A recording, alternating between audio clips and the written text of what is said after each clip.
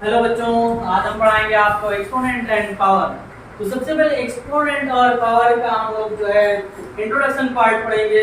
इसके सारे आइडेंटिटी पढ़ेंगे, बहुत अच्छे से पढ़ेंगे, एक एक बेसिक कॉन्सेप्ट क्लियर करेंगे, बहुत मजा आने वाला है। अगर आपने इंट्रोडक्शन पार्ट देख लिया तो एक्सपोनेंट और पावर से कोई भी क्वेश्चन आएगा तुरंत कर लोगे। जो एक से बड़ी पावर देके आप डर जाते हैं ना, उसको तो यूं कर लोगे, तुरंत सेकेंडों में कर लोगे अगर आपने इंट्रो पार्ट बहुत अच्छे से कर लिया। तो आइए देखते हैं इंट्रोडक्शन पार्ट किसका, एक्सपोनेंट एंड पावर का। बहुत मजा आने वाला है, बस ध्यान से देखते रहिएगा।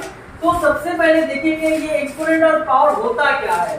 तो पहले हम एक एग्जांपल लेके बताते हैं। मान लो लिखा है a to the power b, क्या लिखा है a to the power b। तो देखो बच्चा, ये जो तुम्हारा b है ये तुम्हारा है एक्सपोनेंट। क्या होता है एक्सपोनेंट। और ये तुम्हारा जो a है, a होता है क्या बेस। और ये पूरा तुम्हारा क्या हो जाएगा एक्सपोनेंशियल फॉर्म। इसको बोलते हैं एक्सपोनेंशियल फॉर्म। राइटिंग को समझ लेना अच्छे से, ठीक है। राइटिंग उम्मीद है समझ में आ रही होगी, नहीं भी आ रही होगी कोशिश करना समझ में आए। वैसे भी जो है स्टूडेंट को टीचर की राइटिंग समझनी चाहिए, उस तरीके से समझनी चाहिए जिस तरीके से डॉक्टर की लिखावट को मेडिकल स्टोर वाला समझ जाता है ना। तो ये समझ जाना एक्सपोनेंशियल फॉर्म लिखा है यहाँ पे, ठीक है। तो ये आपका है एक्सपोनेंशियल फॉर्म, ये होता है एक्सपोनेंट, ये होता है बेस, ठीक है। उम्मीद है बात समझ में आई होगी। इसकी बहुत सारी आइडेंटिटीज होती हैं, आइए बताते हैं, समझाते हैं और सबका एक एक एग्जांपल भी बताएंगे ताकि बहुत अच्छे से समझ में आए। जैसा कि यहाँ पे लिखा है a की पावर m इंटू a की पावर n। कहीं इस फॉर्म में तुमको दो एक्सपोनेंशियल फॉर्म लिखे मिल जाए, दिख जाए, तो क्या करोगे, ये हो जाएगा a की पावर m प्लस n।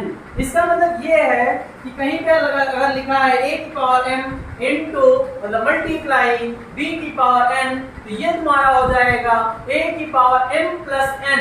इसका मतलब ये है कहीं भी अगर बेस समान मिल जाए तो उनकी पावर क्या होती है, ऐड हो जाती है, ऐड हो जाती है ना। ये बात याद रहेगी सबको, ठीक है। अगर कहीं पे मिल जाए लिखा a की power m divide by a की पावर n, तो यहाँ पे हो जाएगा आपका a की पावर m माइनस n। इसका मतलब ये है अगर कहीं पे भी दो नंबर तुमको लिखे मिल जाएं, एक्सपोनेंशियल फॉर्म तुमको लिखे मिल जाएं और उनके बेस क्या हो, समान हो, इक्वल हो, तो वहाँ पे क्या होगी, पावर सब्ट्रैक्ट हो जाएंगी, सब्ट्रैक्ट हो जाएंगी ना, याद रखना, ठीक है, भूलना मत। अगर कहीं पे लिखा a की पावर m की पावर n, तो ये हो जाएगा आपका a की power m into n। Pen और कॉपी लेके बैठना, एक एक फार्मूला लिखते रहना, क्योंकि अगर नहीं लिखोगे तो नहीं आएगा, ठीक है। मैथ बगैर लगाए नहीं आती है, मैथ पढ़ी नहीं जाती है, मैथ को लगाया जाता है, मैथ लगाने से आती है, ठीक है। तो बच्चा पेन और कॉपी साथ में रखना, लिखते रहना। अगर कहीं पे नहीं समझ में आ रहा एक बार कमेंट जरूर करना, वीडियो सोल्यूशन आपको मिल जाएगा, ठीक है। अगर कहीं पे लिखा है a की पावर m इंटू b की पावर m, तो ये हमारा हो जाएगा a इंटू b की होल पावर m। अगर कहीं पे लिखा है a की power m divide by b की पावर m, तो ये हो जाएगा a डिवाइड बाई b की होल पावर m। ये बात उम्मीद है कि तुम लोग को समझ में आ रही होगी, ठीक है। अगर कहीं पे लिखा है a की पावर 0, ये तुम लोग बताओगे a की पावर 0 क्या होता है। अगर ये आप कमेंट करके बताएंगे, चलिए फिलहाल मैं बता दे रहा हूँ, ठीक है। हमारे कुछ बच्चे चाहते हैं कि सर बता दीजिए, तो मैं बता दे रहा हूँ कि अगर किसी भी नंबर की पावर अगर 0 है तो उसकी वैल्यू होती है क्या, उसकी वैल्यू होती है 1। कितनी होती है 1। यानी कि दुनिया में कोई भी नंबर है, कितना बड़ा भी नंबर है, अगर उसकी पावर 0 कर दी जाए तो उसकी वैल्यू कितनी होगी, 1 होगी, ठीक है, 1 होगी ना, ठीक। तो ठीक है, तुमको 2 लाख रुपए दे लेंगे तुमसे उधार, कितने लेंगे, 2 लाख। उसके बाद उसकी पावर 0 करेंगे, 1 तुमको वापस करेंगे, ठीक है। चलिए ठीक है, आगे देखते हैं। अगर कहीं लिखा है,